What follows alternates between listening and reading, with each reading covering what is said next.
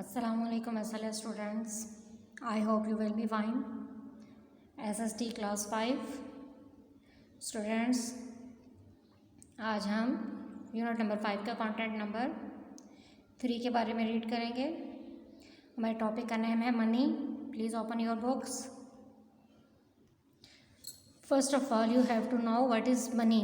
Money is a medium of exchange. यानी कि money क्या है? मनी एक ऐसा ज़रिया है जिससे हम चीज़ों का तबादला कर सकते हैं। यानी कि हम मनी के थ्रू बहुत सी चीज़ें परचेज़ कर सकते हैं। फर्स्ट ऑफ ऑल हम मनी की थोड़ी सी हिस्ट्री देखेंगे कि मनी का कॉन्सेप्ट आया कहाँ से और कैसे कैसे टाइम गुजरने के साथ साथ मनी डेवलप होना शुरू हुई। जब हमने कोई चीज़ बाय करनी होती है तो उसके लिए हमें मनी की ज़रूरत होती है। ठीक है, हम कोई भी गुड्स एंड सर्विसेज ले रहे हैं तो हम दूसरे पर्सन को उसके लिए कुछ पे करते हैं जिससे हम वो हासिल कर सकते हैं। अब सबसे पहले 1200 BC के बारे में, बिफोर क्राइस्ट, यानी कि हज़रत ईसा की पैदाइश से पहले का जो वक्त है, तब से जो है वो मनी की हिस्ट्री हम पढ़ रहे हैं। चाइना में कॉरियर शेल्स की मदद से लेन देन का यानी कि चीज़ों को ख़रीदने और फ़रोख्त करने का तरीका स्टार्ट हुआ। यानी कि यहाँ पे क्या हुआ, सबसे पहले 1200 BC में चाइना में सबसे पहले चाइना ने मनी को मनी की फॉर्म में एक चीज़ जो कॉरियर शेल्स हैं उनको इंट्रोड्यूस करवाया और उनकी मदद से लेन देन होने लगा। यानी कि चीज़ों का ख़रीदो फरोख्त का काम शुरू हुआ और ये काफ़ी अर्से तक रहा। उसके बाद 500 BC यानी कि 500 BC बिफोर क्राइस्ट, वही हज़रत ईसा की पैदाइश से पहले का वक्त, सिल्वर कॉइन्स जो हैं वो यूज़ होने लगे मनी के तौर पे, या चीज़ों के लेन देन के लिए सिल्वर कॉइन्स को यूज़ किया जाने लगा। और इन कॉइन्स पे क्या होने लगा, फिर आहिस्ता आहिस्ता जो उस वक्त का जो शहनशाह होता था या उस वक्त का जो बादशाह होता था उसकी तस्वीर इनग्रेव कर दी जाती थी, उसकी तस्वीर प्रिंट कर दी जाती थी। फॉर सपोज इसकी एग्जांपल आप प्रेजेंट डे में अगर आप लो तो जैसे पाकिस्तानी नोट के ऊपर Quaid-e-Azam is our founder of Pakistan, तो कायदे आज़म की पिक हमारे नोट्स पे या हमारे नोट्स पे लगी होती है। तो इसी तरह से उस वक्त में भी क्या हुआ, जो सिल्वर कॉइन्स चलते थे उस पे उस वक्त के बादशाह की तस्वीर लगा दी जाती थी। इस तरह से डिफरेंट कंट्रीज़ की जो डिफरेंट करेंसी है उस पर उनकी अपने किसी न किसी लीडर की तस्वीर पेस्ट कर दी जाती है और वो उससे उस कंट्री की जो इकॉनमी है उस पर वो इफ़ेक्ट डालती है। उसके बाद क्या हुआ, लिबिया में जो गोल्ड कॉइन्स हैं उनको इंट्रोड्यूस करवाया गया। जो अब प्रेजेंट तुर्की है इसमें गोल्ड कॉइन्स को इंट्रोड्यूस करवाया गया और आहिस्ता आहिस्ता मेटल्स की मदद से कॉइन्स बनाए जाने लगे। जैसे आपने अशरफी का नाम सुना होगा, पहले ज़माने में अशरफियाँ इस्तेमाल की जाती थी चीज़ों को लेन देन के लिए, तो वो क्या थी, वो एक मनी की एक टाइप थी। ठीक है, इसी तरह से मेटल्स की मदद से जैसे सिल्वर और ब्रॉन्ज की मदद से कॉइन्स बनाए गए और ये कहाँ, रोम और मैसिडोनिया में इस्तेमाल किए जाने लगे। उसके बाद 118 BC यानी कि 118 BC before Christ bank notes introduced हुए। वो भी किसने इंट्रोड्यूस करवाया, उसको भी चाइना ने इंट्रोड्यूस करवाया। और इसको किस तरीके से बनाया गया, यानी कि ये 30 सेंटीमीटर स्क्वायर का एक कह लें कि dear skin, white dear skin की मदद से ये बनाए जाते थे। वाइट डियर स्किन, सफ़ेद हिरन की जो का चमड़ा जो है वो इस कॉइन को बनाने के लिए इस्तेमाल किया जाए, जो बैंक नोट्स बनाए गए उसको बनाने के लिए इस्तेमाल किया जाने लगा और उसकी मदद से फिर गुड्स की एक्सचेंजिंग होने लगी। यानी कि आप उसको पे करते थे और उसके बदले में आपको जो ज़रूरत की चीज़ होती थी वो आप उसे परचेज़ करते थे। उसके बाद आगे 806 AD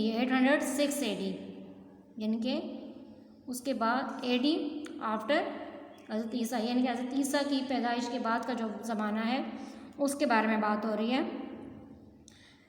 1200 BC से स्टार्ट हुई है इसकी हिस्ट्री, 806 AD पे जा रही है। इसमें ये भी चाइना ने इंट्रोड्यूस करवाया। यहाँ पे क्या इंट्रोड्यूस होना शुरू हुआ, पेपर मनी। जो करंट अगर हम देखें कि अगर प्रेजेंट सिचुएशन में जो हमारे पास मनी या करेंसी यूज़ हो रही है वो पेपर मनी यूज़ हो रही है, यानी कि जो आपके नोट्स हैं, नोट्स की मदद से आपका लेन देन हो रहा है। तो ये किसने इंट्रोड्यूस करवाई है? ये चाइना ने इंट्रोड्यूस करवाई थी। और आजकल जो है वो डिफरेंट एरियाज़ की डिफरेंट करेंसी रेट है। अगर आप देखो इस पिक्चर पे तो आपको नज़र आएगा यूएसए में जो है, यूएसए की करेंसी का नाम क्या है? डॉलर है। ग्रेट ब्रिटिश की पाउंड है।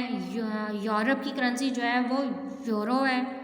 पाकिस्तान रुपी है। सऊदी अरेबिया का रियाल है और जापान का येन है। ये इनकी करेंसीज हैं। अब मौजूदा प्रेजेंट सूरत हाल में अगर हम किसी कंट्री में विज़िट करने के लिए जाते हैं तो वहाँ पे क्या है कि जब हम किसी कंट्री में विज़िट के लिए जाते हैं तो हम अपनी करेंसी को वहाँ पे यूटिलाइज़ नहीं कर सकते। क्या होता है, वो हमारी करेंसी उस मुल्क के अकॉर्डिंग कन्वर्ट हो जाती है। फॉर सपोज बहुत से लोग जब हज के लिए सऊदीया में जाते हैं तो वो अपने जो रुपी है उसको रियाल में बदलवाते हैं, ठीक है। डॉलर इसी तरह से जो इसके यूएसए के ममालिक में लोग होते हैं तो वो डॉलर के साथ अपना एक्सचेंज करते हैं। अब डॉलर अगर हम देखें कि फॉर सपोज हर कंट्री के डिफरेंट रेट्स होते हैं। हमारा 100 रुपीज़ $1 के बराबर फ़र्ज़ कर लें, अगर हम प्रेजेंट सिचुएशन को देखें, हालांकि ये है नहीं, लेकिन फ़र्ज़ करें कि 100 रुपीज़ हमारे 100 रुपीज़ उनका $1 बनता है। तो मनी कन्वर्ट होती है, जिस मुल्क में जा रहे हैं उस मुल्क के अकॉर्डिंग हमें उसकी मनी को इस्तेमाल करना पड़ता है। हम अपनी मनी को वहाँ पे यूज़ नहीं कर सकते। तो यहाँ से एक चीज़ साबित होती है कि हर मुल्क की अपना जो मनी स्टैंडर्ड, हर मुल्क का अपना मनी स्टैंडर्ड है, हर मुल्क की अपनी करेंसी है जिसके अकॉर्डिंग वो परचेजिंग और सेलिंग का काम करता है।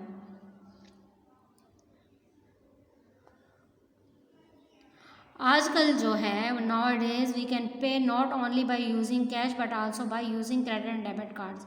अब ये क्रेडिट एंड डेबिट कार्ड्स, इसको हम प्लास्टिक मनी के नाम से भी जानते हैं। क्रेडिट का मतलब क्या है कि credit and debit cards are also known as plastic money and we can use them instead of paper money.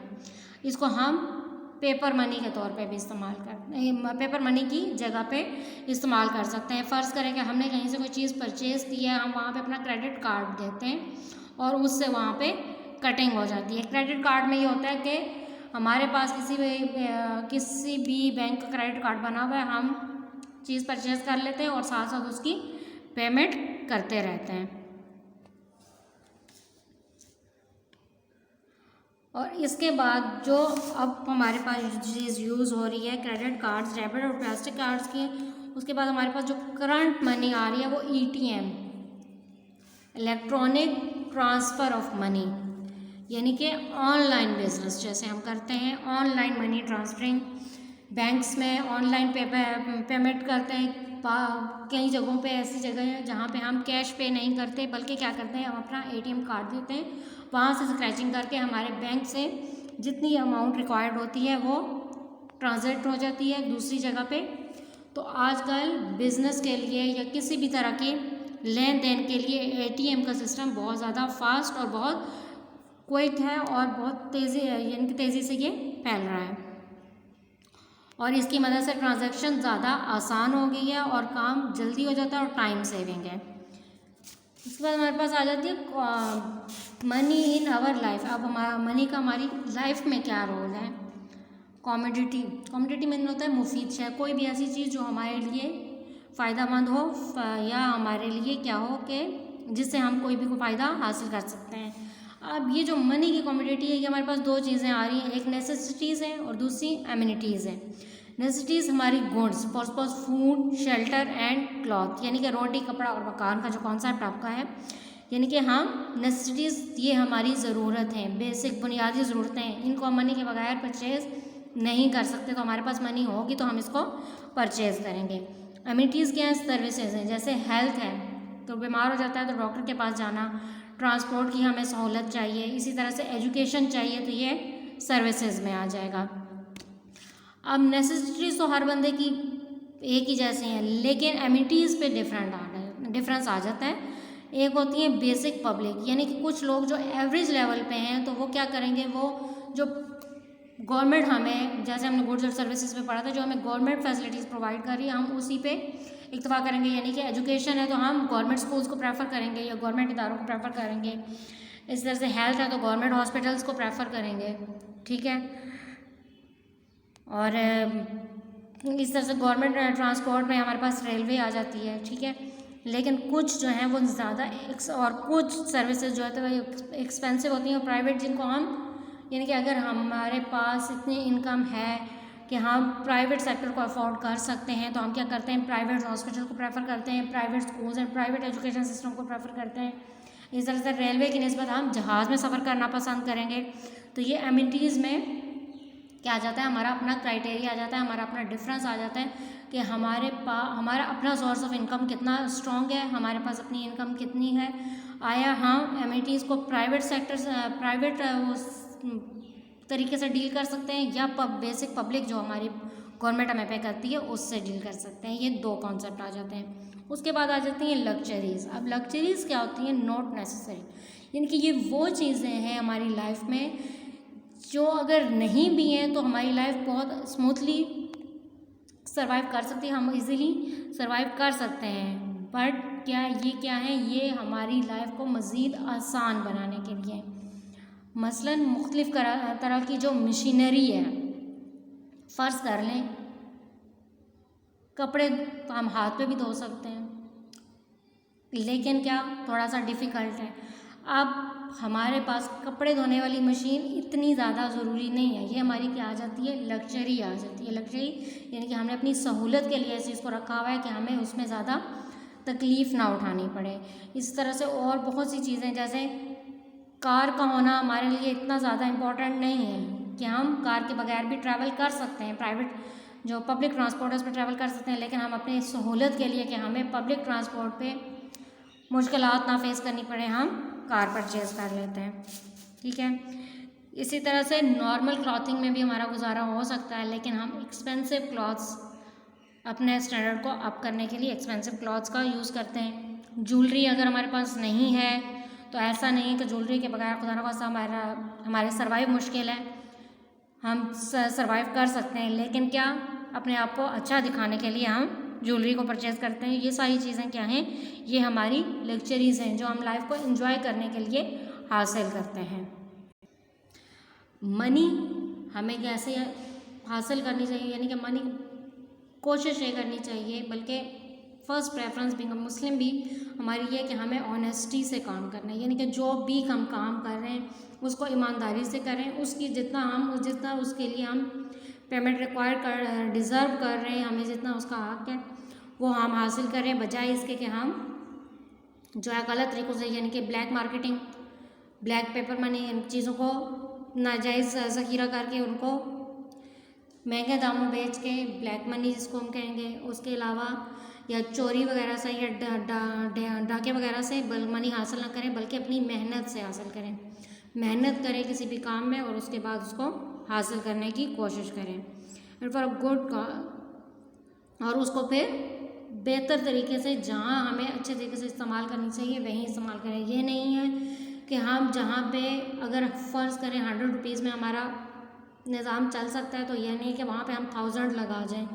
उस चीज़ को भी हमें देखना है कि हमें अपनी मनी को प्रॉपर तरीके से, अगर हम अर्न कर रहे हैं तो उसको प्रॉपर ही तरीके से उसको यूटिलाइज़ भी किया जाए, यानी कि एक्स्ट्रा वेस्ट ना किया जाए। अब मनी अर्न होती कैसे है, सबसे एंड पे, यानी कि हमारे पास मनी आती कैसे है, इसके मुख्तलिफ़ तरीके हैं।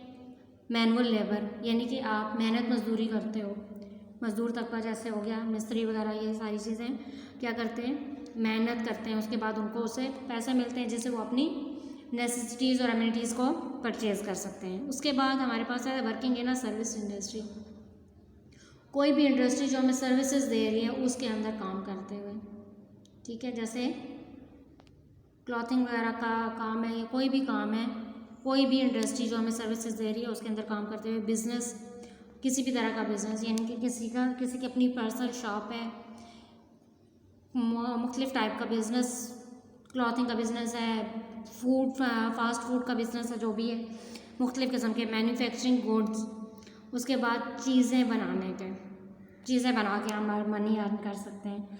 यानी कि फॉर सपोज किसी फैक्ट्री में मुख्तलिफ खुराक की चीज़ें बनाने वाली फैक्ट्री में काम करते हैं तो वहाँ से हम मनी अर्न कर सकते हैं। और प्रैक्टिसिंग अ प्रोफेशन, अब प्रैक्टिसिंग अ प्रोफेशन इसमें क्या है, इसमें हम ना चीज़ें बना रहे हैं, ना मैनुअल लेबर कर रहे हैं, ना हम किसी सर्विस इंडस्ट्री में काम कर रहे हैं, बल्कि इसमें क्या है, जैसे प्रैक्टिस में हमारे पास लॉयर आ जाता है, वकील, ये प्रैक्टिस करता है, यानी कि ये अपनी ज़ुबान की मदद से, अपने दिमाग की मदद से काम कर रहा है और उससे वो मनी अर्न कर रहा है। टीचर्स हैं, इस तरह से डॉक्टर है, तो ये भी क्या है, प्रैक्टिस में है।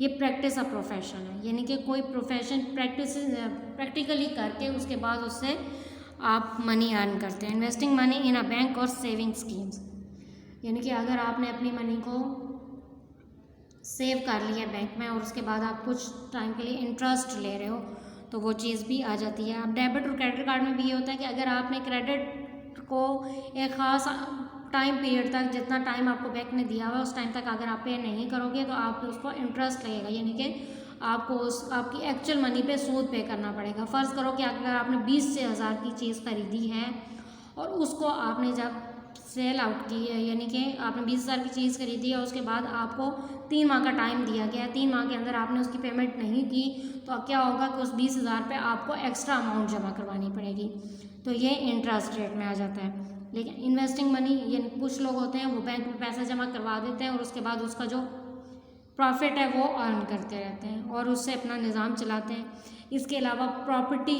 का काम अगर कोई करता है उसमें भी क्या होगा कि उसकी मनी सेव हो जाएगी, यानी कि उसने एक जगह पे प्लॉट लिया है, प्लॉट लेके उसको कुछ टाइम के बाद सेल करके उससे उसको यानी कि रीज़नेबल प्राइस पे लिया, उसके बाद उसकी अमाउंट जैसे ही उसका रेट अप हुआ है तो उसने उसको सेल आउट किया और उससे मनी अर्न कर लिया। तो ये थे डिफरेंट तरीके मनी के। आज हमने जो चीज़ें पढ़ी हैं इस लेसन में, सबसे पहले हिस्ट्री ऑफ मनी पढ़ी है, ठीक है, उसके बाद मनी हमारी लाइफ में कहाँ कहाँ इस्तेमाल हो रही है, उसके बाद हम मनी को अर्न कैसे कर सकते हैं और उसको यूटिलाइज़ कैसे कर सकते हैं। आज का हमारा लेक्चर इतना ही था। अपना बहुत ज़्यादा ख्याल रखिएगा। ओके, टेक केयर, अल्लाह हाफिज़, wish you all the best.